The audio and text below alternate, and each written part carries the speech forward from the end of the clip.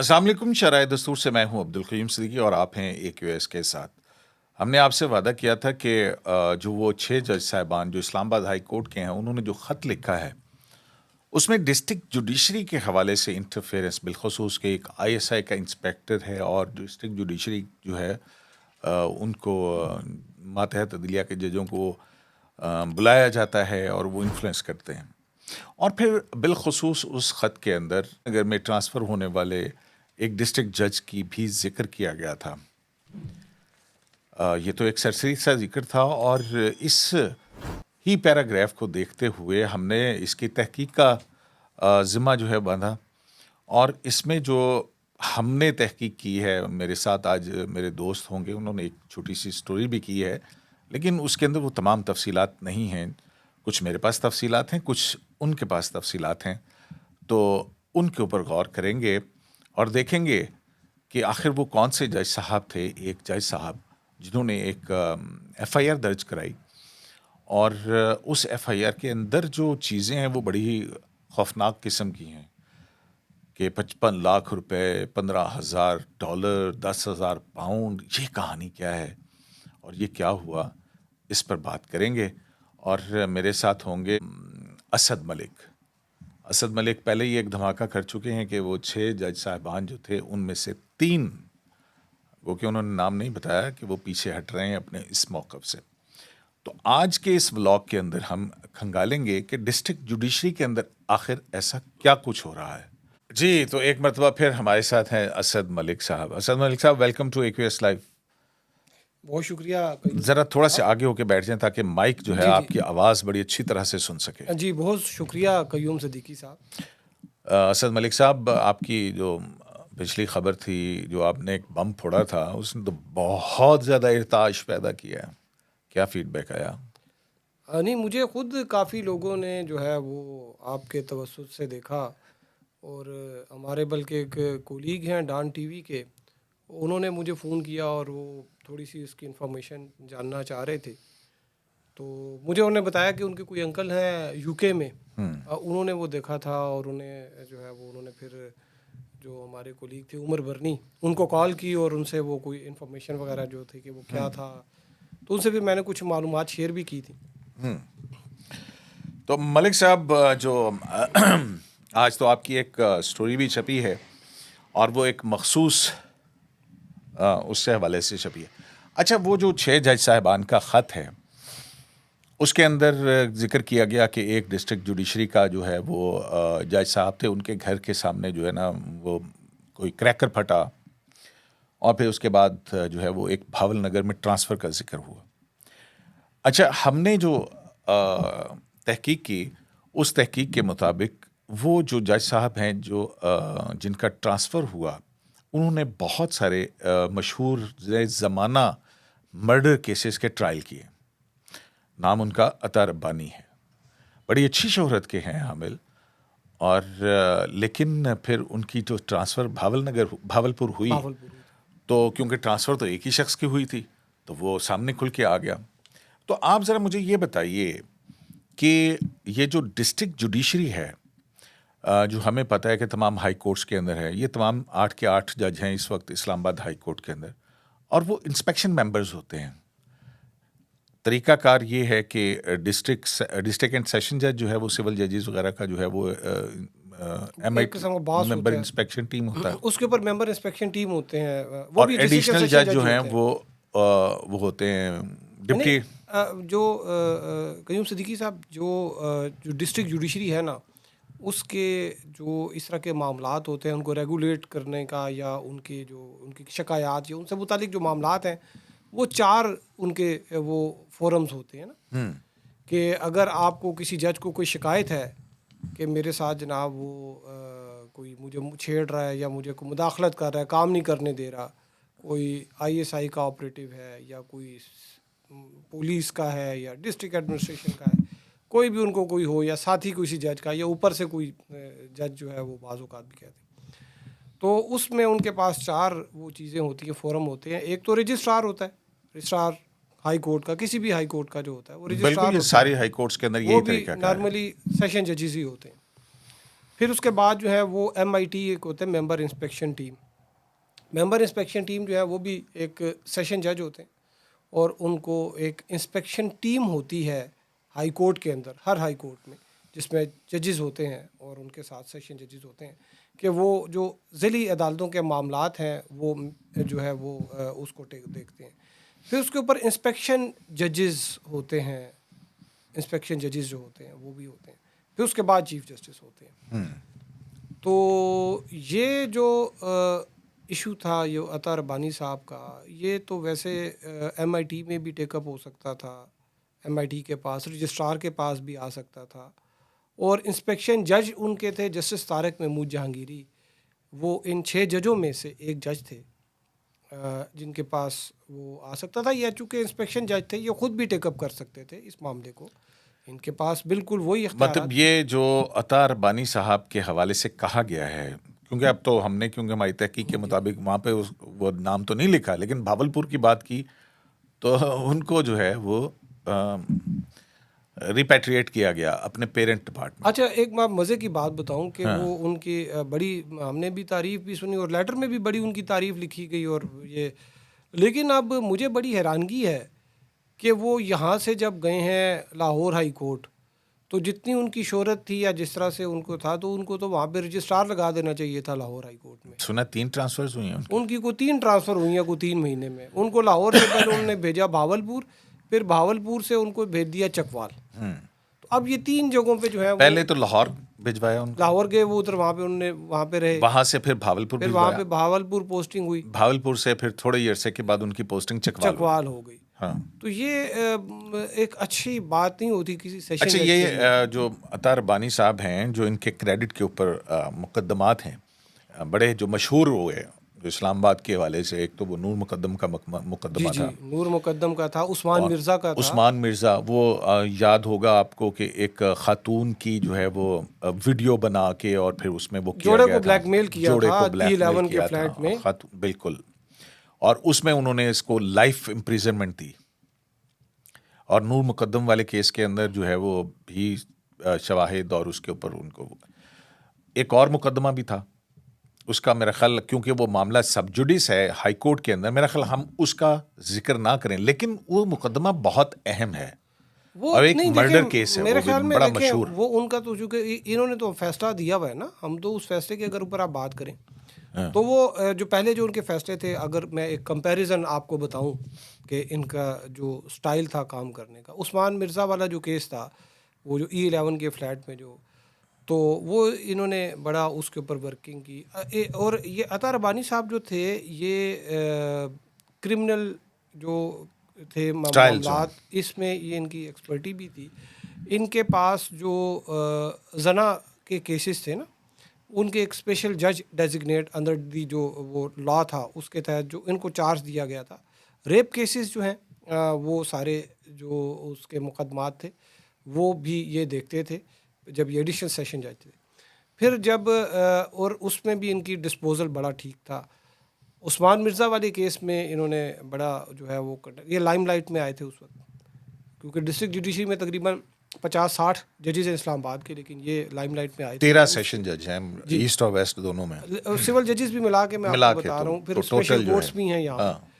तो फिर जो ये केस था नूर मुकद्दम का, ये पाकिस्तान में भी और इंटरनेशनली जो है इसको मॉनिटर किया जाता रहा, इसकी जजमेंट जो उन्होंने दी। और जजमेंट जो इसमें इन्होंने दी, आपको पता है कि जो नूर मुकद्दम वाला केस था, ये ज़रा मुश्किल इस वजह से था कि इसमें कोई डायरेक्ट आई विटनेस कोई नहीं था, कोई ऐनी शाहिद नहीं था उसका, और वो जो मुल्जिम है वो भी, और वो पैसे वाले भी थे लोग। तो ये जो था नूर मुकद्दम वाला केस, वो इतना आसान नहीं था, लेकिन इन्होंने अपने जो एक्सपर्टी थी, अपनी जो कैपेबिलिटी थी, जो इनकी जो फार साइटेडनेस थी, उसकी वजह से इन्होंने वो कड़ी से कड़ी मिलाई। और इसके बावजूद कि उस मुकदमे का कोई ऐनी शाहिद नहीं था, जो कि डिफेंस जो थी ज़ाहिर जाफ़र का वकील, उसका सबसे बड़ा जो मौक़िफ़ ये था कि ये तो ब्लाइंड मर्डर है, इसको तो वहाँ पे कोई ऐनी शाहिद नहीं था। लेकिन इन जज साहब जो अता रब्बानी साहब हैं, उन्होंने कड़ी से कड़ी मिलाई। जो फोरेंसिक एविडेंस और वो हाँ, सारा सारा कुछ था, कुछ मिला उसकी के बुनियाद पर, शहादतों की बुनियाद और उसको सजाए मौत दे दी ज़ाहिर जाफ़र को। और ये जो तीसरा जो केस आप बता रहे हैं, जो हाई प्रोफाइल केस जो था, उसमें क्या हुआ कि वो एक F10 में एक मर्डर हुआ F10 में था। मर्डर हुआ था, हाई प्रोफाइल मर्डर था, उसके तो एनी शाहिद भी थे, सबूत भी जो थे वो फोरेंसिक एविडेंस में वेपन्स था वो भी मैच हो गया था, सारा कुछ हो गया था। इन्होंने बड़ी उसके ऊपर अच्छी जजमेंट लिखी, बड़ी शानदार जजमेंट लिखी, लेकिन आखिर में जो है उसको सजाए मौत देने के बजाय उम्र कैद की सज़ा सुना दी गई। एक मिनट रुक जाए यहाँ पे। मतलब इतना शानदार रिकॉर्ड और वो जो जजमेंट है जिस मुकदमे का मखसूस जो F10 के अंदर मर्डर हाई प्रोफाइल जो है, उसके अंदर जो जितनी भी शहादतें थीं, जो ट्रायल था, वो सारा रिकॉर्ड किया, प्रूव हो गया ना।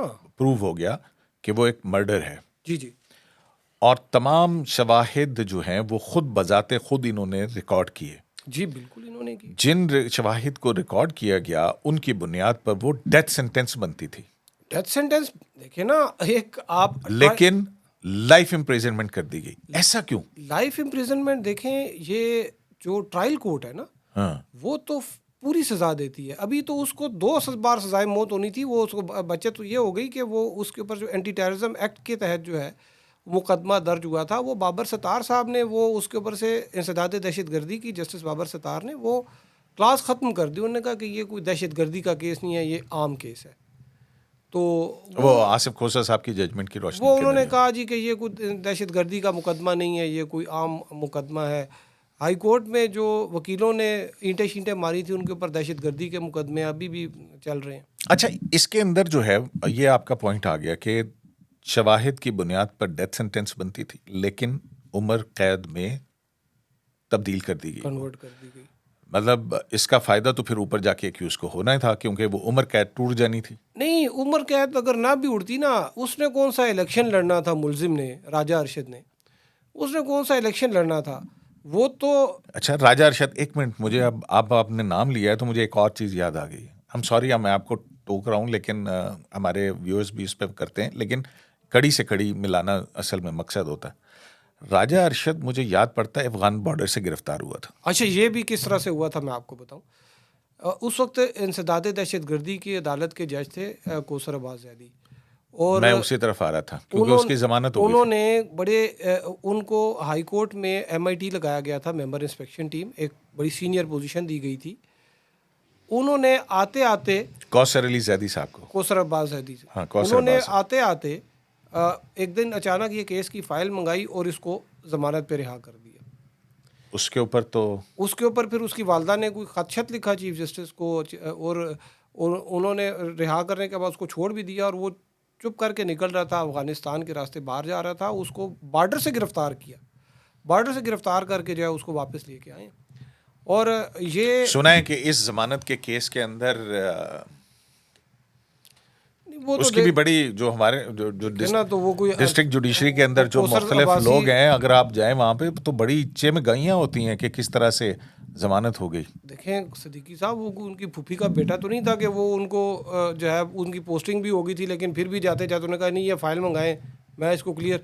यहाँ पे उनके पास तो वो तकरीबन 500-600 बेल की एप्लीकेशनें पड़ी होंगी, वो एक फ़ाइल मंगाई है और उसको जो है वो करके दे दिया। और इस केस में भी देखें, हमें जो पता चला है, जो बात जो डिस्ट्रिक्ट जुडिशरी के अंदर चेमगोइयाँ हो रही हैं कि करोड़ों रुपए की बात हो रही है वहाँ पे। कि वो काफ़ी ज़्यादा, बहुत ज़्यादा करोड़ों रुपए की बात हो रही है, जितने वो मियाँ जावेद लतीफ़ जो हैं उन्होंने अपने किसी TV के प्रोग्राम में कहा है कि पूरे शेखू पूरे का जितना इलेक्शन ख़रीदा गया, तो उसकी बात हो रही है। और उसके जो ताने बाने हैं वो कहते हैं हाई कोर्ट से होकर ऊपर तक सुप्रीम कोर्ट तक भी जा रहे हैं। नहीं, अच्छा ये हो गया, तो जो डेथ सेंटेंस बनती थी वो लाइफ की, उसके हवाले से भी ऐसी ही चेमगोइयाँ हैं कि ये ताने बाने बहुत ऊपर तक उसी डेथ सेंटेंस की, वो कौसर अब्बास ज़ैदी साहब ने तो वो तो रिटायर भी हो रहे थे, तो उन्होंने को अपना कोई हिसाब किताब जो भी हुआ होगा वो उसका मुझे नहीं पता, लेकिन उस वक्त भी ये बातें हो रही थी कि ये कोई ऐसे इन्होंने नहीं किया कि मतलब जब कौसर अब्बास साहब ने जमानत ली उस वक्त भी ये बातें सामने आई कि जनाब अभी जो बातें इसमें कुछ चमक है, हाँ, चमक का असर है इसकी जमानत जो में, हुआ इसमें और भी जो ये बातें थी। डेथ के बजाय लाइफ सेंटेंस दी उसके अंदर भी चमक की बातें हो रही हैं। लाइफ सेंटेंस का मतलब क्या हुआ? जो लाइफ सेंटेंस दी है ये मैं आपको बताऊं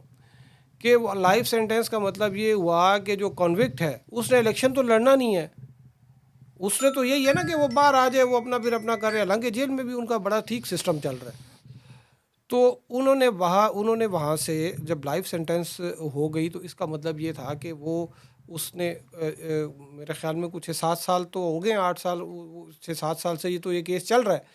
तो जो लाइफ सेंटेंस जो थी वो उनकी पूरी हो गई, जो लाइफ सेंटेंस है वो उनकी पूरी हो चुकी है। उन्होंने एक एप्लीकेशन देनी है कि जी मैं तो, मुझे ये सज़ा हो गई भुगत है, चुका, मैं तो 382 का बेनिफिट और जो 382 का जो बेनिफिट मुझे दें और मैं जनाब मुझे रिहा करें। तो ये किस्म का आज़ादी का परवाना है उसके लिए। लाइफ इम्प्रिजनमेंट जो है, डेथ सेंटेंस देखें, वो ये एक बहुत बड़ा रिलीफ था, ये हाई कोर्ट दे सकती थी, वो भी एक्सेप्शनल सर्कमस्टांसिस में। जो केस था नूर मुकद्दम वाला, ज़ाहिर जाफ़र वाला, उसमें तो ज़ाहिर जाफ़र की बेल हाई कोर्ट ने भी जो उसकी अपील थी वो भी मुस्तरद कर दी और उसका जो फैसला था ट्रायल कोर्ट का बरकरार रखा।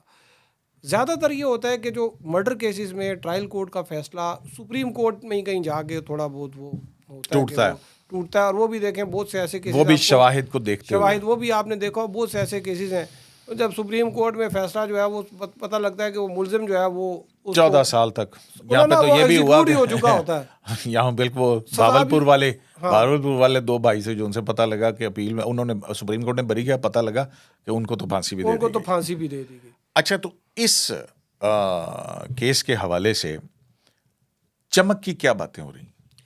चमक की बातें, और ये कहते हैं कि इस केस पर्टिकुलर चमक जो है वो ऊपर तक गई है। कहते हैं जी वो उसके ताने बाने सुप्रीम कोर्ट तक जाते हैं। अब क्योंकि एक बहुत बड़ा इल्ज़ाम है, सेशन जज के लिए ये चीज़ बड़ी मुश्किल थी कि वो इतने मतलब हाई प्रोफाइल केस में, जिसमें देखें मियां मोहम्मद सोमरो जो है उनका भांजा, तो वो भी एक मतलब पॉलिटिकल फैमिली है, एक मतलब पावरफुल फैमिली है, और दूसरी तरफ भी तो इस तरह के केस में आपने इतना बड़ा रिलीफ देना, तो जब तक कोई आपको ना हो कि जी ठीक है ऊपर वाले मुझे बचा लेंगे, तो आप इस तरह नहीं कर सकते। और जो हमें सदीकी साहब पता चला है कि उनके जो अचानक तबादले की वजह जो है वो भी यही केस था। और इसकी शिकायत की जो लवाहकीन थे उन्होंने किसको की? उन्होंने चीफ जस्टिस को की। अच्छा, और फिर अतार रब्बानी को बुलाया गया? नहीं, अता रब्बानी का जो है वो उनसे तो खैर जो जुडिशियल आर्डर था उसके ऊपर तो वो उनसे क्या पूछते, वो तो उन्होंने जुडिशली देखना है, अपने जो उसमें देखेंगे। लेकिन जो अता रब्बानी साहब को जो हमें पता चला है कि वो जब ये इशू हुआ था ना कि बात चल रही थी कि जी जो डिस्ट्रिक्ट जुडिशरी है उधर जजों को जो है वो धमकियाँ दी जाती हैं, उनको डराया धमकाया जा रहा है उस वक्त बिलखुसूस क्योंकि हम इस ट्रांसफर का जिक्र है, जी तो लिहाजा ये कनेक्ट करता है 6 जजों के खत से। 6 जज कह रहे हैं कि ये दबाव होता है डिस्ट्रिक्ट जुडिशरी के ऊपर, और उसका शख्साना ये था कि अता रब्बानी को ट्रांसफर कर दिया गया। जी, ये मैं आपको बताऊं कि वो जब ये बात चली थी कि अता रब्बानी साहब जो है वो उनको कि डिस्ट्रिक्ट जुडिशरी जो है, अता रब्बानी साहब नहीं, कि डिस्ट्रिक्ट जुडिशरी जो है उस पर जो है वो दबाव है और उसको धमकियां वगैरह देते हैं। ISI का इंस्पेक्टर और ये वो, हाँ। अता रब्बानी साहब को जो है वो बुलाया गया था और उनसे पूछा गया था कि आप हमें बताएं कोई अगर चीज़ है तो आप हमें लिख के दें। इन्होंने जवाब में एक लिख के दिया कि जी यहाँ पे तो कोई इस किस्म की इंटरफेरेंस नहीं है, और साथ में इन्होंने ये भी लिखा कि हमने एक सर्कुलर इशू कर दिया है मातहत अदालतों के जो जजेस के लिए कि वो इस तरह का कोई बंदा है तो उससे ना मिले। तो मतलब ये बात हुई कि ये जो जज साहिबान का ख़त है जिसके अंदर वो जिक्र कर रहे हैं कि हमने इस हवाले से चीफ जस्टिस को भी आगाह किया था, तो इसके ऊपर जो है वो अता रब्बानी से पूछा गया बुला के कि जनाब क्या आपके ऊपर कोई दबाव था या इस तरह की कोई चीज़ है, कोई इंटरफेरेंस है? तो उन्होंने तहरीरन लिख के दिया चीफ जस्टिस को कि जनाब कोई ऐसी कोई बात नहीं ना है, दबाव है ना मामूल के मुताबिक चल रहे हैं।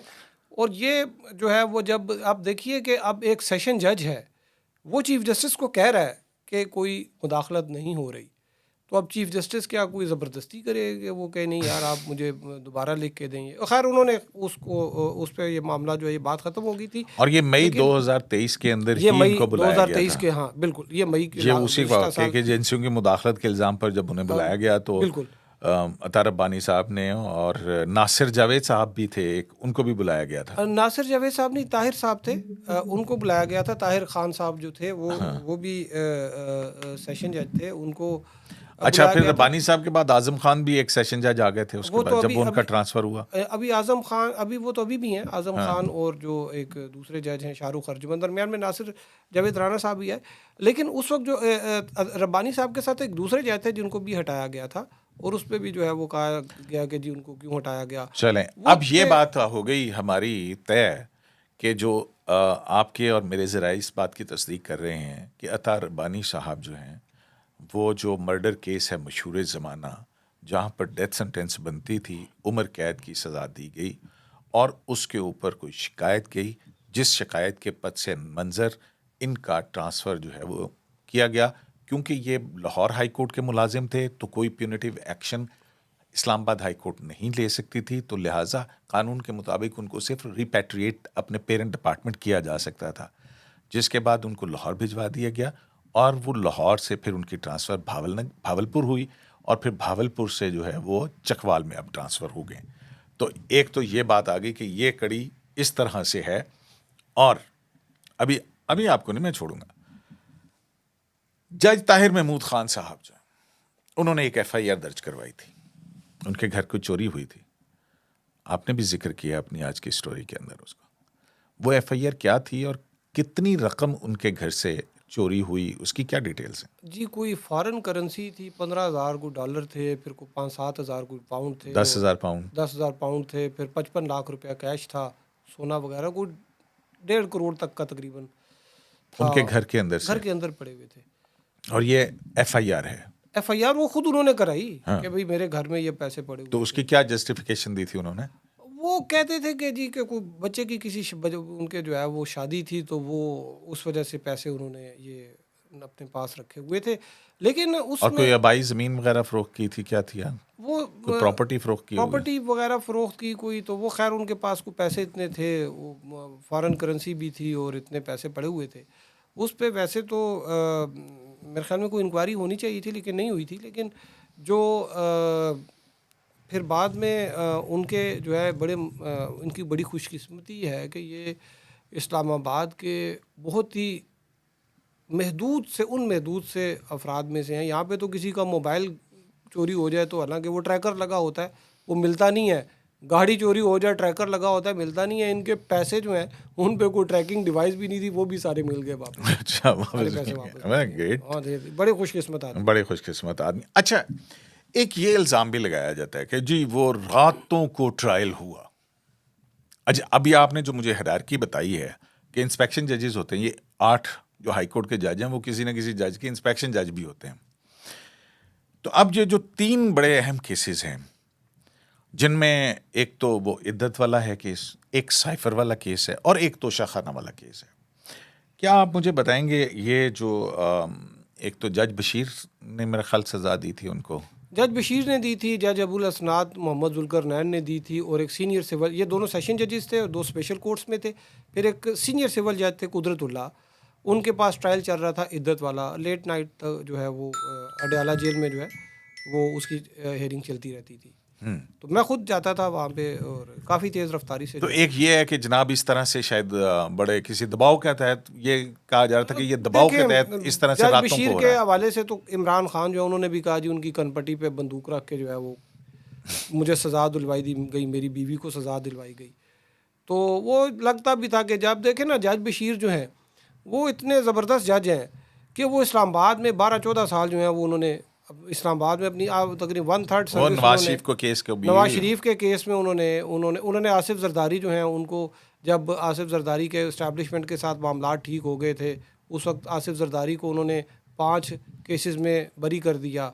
और जब नवाज शरीफ के इस्टेब्लिशमेंट के साथ हालात ख़राब थे तो उन्होंने नवाज शरीफ, मरीम नवाज़ जो हैं उनको सज़ाएँ सुना दी।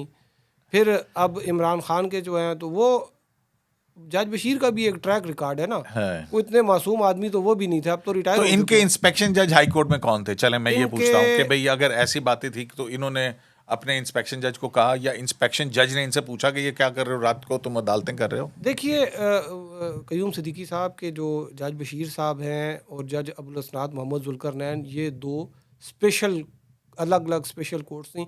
जो कि जो जुल्करनैन थे, अबुल असनाद मोहम्मद जुल्करनैन, वो थे इंसदाद दहशतगर्दी अदालत के जज, और उनको इजाफी चार्ज मिला हुआ था जो ऑफिशियल सीक्रेट एक्ट की खुसूसी अदालत है उसका, साइफर केस का। तो ये दो उनके पास दो खुसूसी अदालतें थी। और जो बशीर साहब थे इनके पास 3 एहतसाब अदालतें थी उस वक्त। तो ये खुसूसी अदालतें जो है ना, वो उसके इंस्पेक्शन जज थे जस्टिस मोहसिन अख्तर कियानी, सीनियर प्यूनर जज, जो कि इस जो ये लेटर था 6 जजेस का, इसमें सीनियर मोस्ट जज थे और कहते हैं ऑथर भी यही थे। तो ये ऑथर जज जो है ये उसके स्पेशल जज थे, तो ये इंस्पेक्शन जज थे। ये जब ये केस था चल रहा था, सबको पता था जज बशीर जो है उन पर कुछ तो दबाव भी होगा। तो जिस तरीके से वो केस चला वो लोगों ने देखा।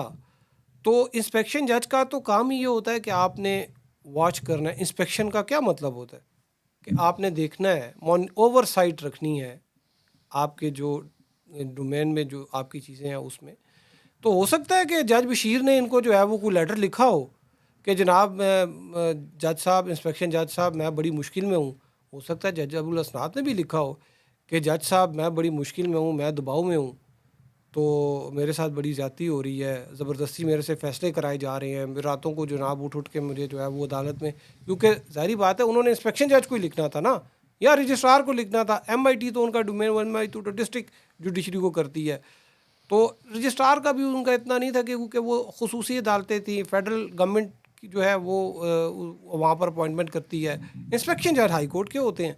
तो उन्होंने इनको हो सकता है कोई लेटर लिखा हो कि मोहसिन कियानी साहब, ये जज साहब, ये हमारी कोई जान छुड़ाएं हमारे पे। लेकिन जो हमें तो हमने अपनी इन्वेस्टिगेशन की है ना, उसके मुताबिक हमें कोई इस तरह का ख़त जो है ना वो मिला नहीं कि मोहसिन कियानी साहब के नीचे जो जज साहिबान थे उन्होंने उनको कोई शिकायत की हो, या उस शिकायत के ऊपर या वो मामला जो खत के अंदर उठाए गए हैं उसके ऊपर बतौर इंस्पेक्शन जज मोहसिन कियानी साहब ने कोई एक्शन लिया हो। क्योंकि देखें वो उनको हो सकता है उन्होंने कोई लिखा हो या लेकिन वो हमें इस वजह देखें उसका ना एक तरीकाकार होता है, वो खुद तो नहीं लिखते, ईमेल तो नहीं करते, चीजें जो है वो अपने स्टाफ में से किसी को लिखवाते हैं। फिर वहाँ से जो स्पेशल कोर्ट है वहाँ पे जो रजिस्ट्रार है जो भी है वो वहाँ से भेजता है, यहाँ पे R&I डिपार्टमेंट में आता है, फिर मुख्तलिफ हाथों से होता हुआ रजिस्ट्रार के पास जाता है। फिर रजिस्ट्रार जो है वो उनको जो है वो इंस्पेक्शन जज साहब जो है वो उनको भिजवाते हैं, उनके स्टाफ को, फिर वो उनके सामने पेश किया जाता है।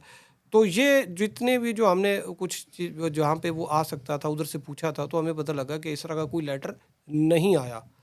और ना ही फिर इन जज साहब जो हैं, इंस्पेक्शन जज साहब, इन्होंने भी कोई ख़तो किताबत नहीं की, उसको ख़त करते लिखते, उससे लेटर पे पूछते कि भाई आप रात को मैंने फ़लाँ TV चैनल पे देखा था या फ़लानी मैंने अखबार में ख़बर पढ़ी थी, तो आप रात को अदालत लगा के बैठे थे, आप मेरे प्रीव्यू में हैं, आपकी अदालत मेरी डोमेन बनती है। क्योंकि देखें हाई कोर्ट के जो एक जज हैं, ये कैसे हो सकता है? क्यों भाई देखें, वो जो क्रैकर फटा था जज साहब के घर के बाहर, जी ठीक है, उसका जिक्र तो उन्होंने इस खत के अंदर किया है, उसकी तो कोई FIR भी दर्ज नहीं हुई थी। FIR तो वो जो उनके जो ब्रदर इन लॉ को अबडक्ट किया गया था उसकी भी नहीं हुई थी। नहीं, वो चलें, वो एक और मामला है, उसके ऊपर तो हमें नहीं पता कि उसकी क्या डिटेल्स हैं। कभी अगर वो पता लगेंगे वो भी आप मेरे साथ शेयर ज़रूर कीजिएगा। मुझे पता है आपको बहुत कुछ पता है, आप कुछ कुछ बताते हैं, कुछ कुछ नहीं बताते हैं। तो जनाब, जो कहानी जो जजों की ट्रांसफ़र की खुल के सामने आती है, अगर उसको मैं समराइज़ करूँ तो वो ये है कि एक हाई प्रोफाइल केस, उस हाई प्रोफाइल केस के जिसके अंदर डेथ सेंटेंस बनती। हाँ, एक चीज़ रह गई थी कि जो दूसरे सीनियर सिविल जज थे ना, एक जो कुदरतुल्लाह, जिन्होंने इद्दत केस का फैसला सुनाया, उसके इंस्पेक्शन जज कौन थे? उसके इंस्पेक्शन जज जस्टिस तारक महमूद जहांगीरी थे।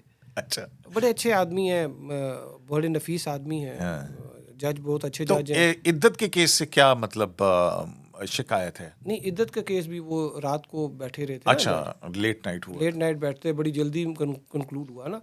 तो जो इंस्पेक्शन जज होते हैं उनका काम ही ये होता है कि वो चेक रखें, क्योंकि अब चीफ जस्टिस जो है वो तो उन्होंने हाई कोर्ट के भी एडमिनिस्ट्रेशन के मामला देखने होते हैं, इसीलिए इख्तियारात जो है वो दिए गए हैं। उनका जो है वो डिवीजन की गई हैं कि आपने जो अपनी एक, इनके पास इस वक्त ना 3 इंस्पेक्शन जज हैं इस्लामाबाद हाई कोर्ट के। एक हैं जस्टिस मोहसिन अख्तर कियानी, ये स्पेशल कोर्ट्स के इंस्पेक्शन जज हैं। जस्टिस मियां गुल हसन औरंगज़ेब जो हैं, ये इनके पास है इस्लामाबाद सेशन डिवीज़न वेस्ट, जो कि अर्बन एरिया से। और जो जस्टिस तारक महमूद जहांगीरी हैं उनके पास, वो भी इंस्पेक्शन जज हैं, उनके पास इस्लामाबाद सेशन डिवीज़न ईस्ट जो कि रूरल एरिया। तो इद्दत वाला केस चूँकि वो रूरल एरिया बनीगाला मोरा मोड़ा नूर का वो केस था, तो वो ईस्ट में था और इस वजह से सीनियर सिविल जज वो सुन रहे थे, तो वो भी इनकी जुरिस्डिक्शन बनती थी। और यही जैसे मैंने आपको बताया कि ना तो उन जज साहब ने जो है वो इनको कहा कि जी मैं प्रेशर में हूँ, मैं दबाव में हूँ, कोई इनको ख़त नहीं लिखा, ना इन राइटिंग और ना वर्बली इनको बताया गया, और ना ही ना कोई इन जज राइटिंग जो साहब ने है, बतौर ना जज साहब इंस्पेक्शन ने जो जज जो है है इंस्पेक्शन उससे पूछा आपने कि भाई उससे ये रात पूछा को क्यों कि केस चला रहे आप हो। रात को क्यों बैठ रहे हैं। तो ये चीज़ें नहीं हुई, ये चीज़ें होनी चाहिए थी। अगर जब खत चलें, ये लिखा गया, होनी चाहिए थी या नहीं होनी ये चाहिए थी, खत लिखने से लेकिन एक बात है कि इलेक्शन से पहले जिस तरह धड़ाधड़ तोशाखाना में, साइफर केस में और इद्दत के केस में सजाएं वो सुनाई गई, लगता है ठेके पे उसने चल रहा था काम। उसने एक एंगर पैदा किया और वो एंगर पैदा हुआ और उसका जो सियासी फायदा था पाकिस्तान तहरीके इंसाफ को हुआ। और एक कैंपेन जो है वो, लोग तो यही कहते हैं ना कि जनाब ये जो सजाएं देने का अमल और जिस तवातुर से दी गई उसका एक रद्द अमल आया जो कि अवाम के अंदर आया। एनीवेज, हम इस गुफ्तगू को जो है वो यहाँ पे कंक्लूड करते हैं। बहुत शुक्रिया अपना असद मलिक साहब, आपके साथ हम इस मामले को खंगालते रहेंगे। बहुत अपने इन्फॉर्मेशन जो है वो हमारे साथ आज शेयर की है। और इस सारी इन्फॉर्मेशन को अगर मैं कंक्लूड करूं तो टाइमलाइन को देखते हुए कहानी कुछ यूं बनती है कि अता रब्बानी वो सेशन जज जिनका भावलनगर ट्रांसफ़र दबाव, भावलपुर में ट्रांसफ़र का ख़त के अंदर जिक्र है, उसके जब हक़ायक़ देखे गए तो उसकी वजह ये थी कि एक मशहूर ज़माना मर्डर ट्रायल, उसमें सज़ाए मौत बनती थी, उसको तमाम शवाहिद खोने के बावजूद उम्र कैद में तब्दील किया गया।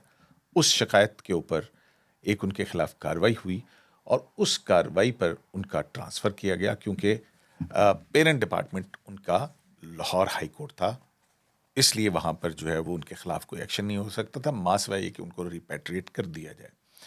जबकि दूसरी बात जो सामने आई वो ये थी कि ताहिर महमूद ख़ान साहब, उन्होंने एक FIR दर्ज करवाई थी जज साहब, उनके घर से जो है वो कितनी बड़ी भारी रकम चोरी हुई थी जो बादशाह जो है वो बाजियाब भी हो गई थी। और फिर तीसरी जो बात है जो कही गई है कि रात को अदालतें खोलकर और मखसूस सियासी जमात को टारगेट किया गया, उसके हवाले से अगर कोई एम्बेजलमेंट हो रही थी या गलत काम किए जा रहे थे मातहत जजों के हवाले से, उनके इंस्पेक्शन जज जो हैं वो वही हैं जो कि ख़त लिखने वाले जजेस के अंदर शामिल हैं। बड़ी तफसील से असद मलिक ने जो है वो उनका बताया और जो निज़ाम है कि किस तरह से चलता है उसके ऊपर ये हमने गुफ्तगू आपके सामने रखी है। तो ये एक हक़ायक़ जो हैं वो आपकी सामने रखे गए हैं और उस मर्डर केस के हवाले से मशहूर ज़माना ये कहा गया है कि इसके ताने बाने ऊपर तक जाते हैं। शाराए दस्तूर से अब्दुल क़य्यूम सिद्दीकी को AQS लाइव से इजाज़त दीजिए। अल्लाह निगहबान।